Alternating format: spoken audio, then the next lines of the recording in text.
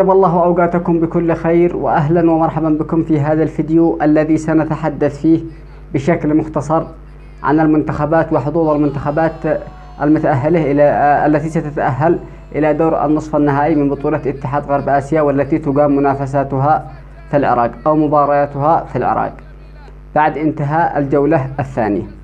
أولا سنبدأ بالمجموعة الأولى مثل ما هو ظاهر أمامكم. المجموعة الأولى تضم منتخب الأردن ومنتخب العراق ومنتخب الإمارات.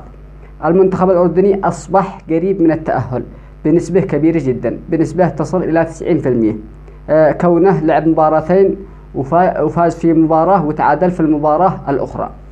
لكن منتخب العراق ومنتخب الإمارات تبقى لهم مباراة سيلعبان يوم غدا إن شاء الله في الجولة الثالثة.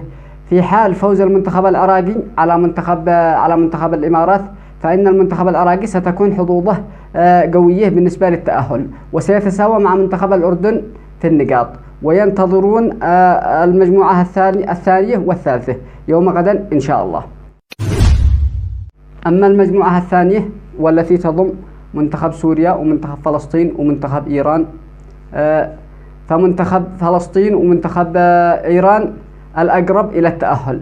في حال فوز أحد المنتخبين فإنه مباشرة سيتأهل إلى دور النصف النهائي. يعني إذا فازت إيران على فلسطين فإن إيران ستتأهل مباشرة بالمركز الأول. وفي حال فوز فلسطين على إيران فإن المنتخب الفلسطيني سيتأهل مباشرة إلى دور النصف النهائي بالمركز الأول. منتخب سوريا خلاص خارج البطولة بعد أن خسر في المباراتين.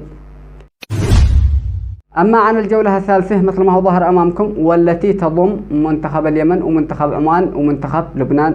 المنتخب العماني متصدر للمجموعة وتأهل مباشرة إلى دور النصف النهائي بغض النظر عن بقية النتائج. لكن منتخب اليمن ومنتخب لبنان سينتظرون الجولة الثالثة، وحظوظهما ضئيلة جدا بالتأهل. في حال فوز اليمن على لبنان فإنه سينتظر مباريات الجولة الأولى ومباريات المجموعة الأولى ومباريات المجموعة الثانية في الجولة الثالثة.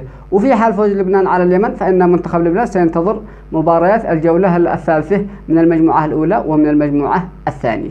بالتوفيق لجميع المنتخبات، وإن شاء الله يقدموا مستوى جيد.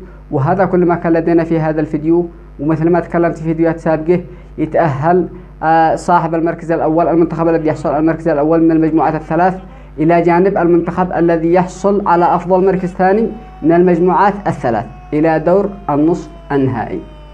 بالتوفيق لجميع المنتخبات مرة ثانية. وبالأخير إذا عجبك المحتوى اشترك بالقناة ليصلك أحدث فيديوهاتنا. هذا كل ما كان لدينا بشكل مختصر، وإن شاء الله مستمرين معكم في تغطية شاملة لهذه البطولة.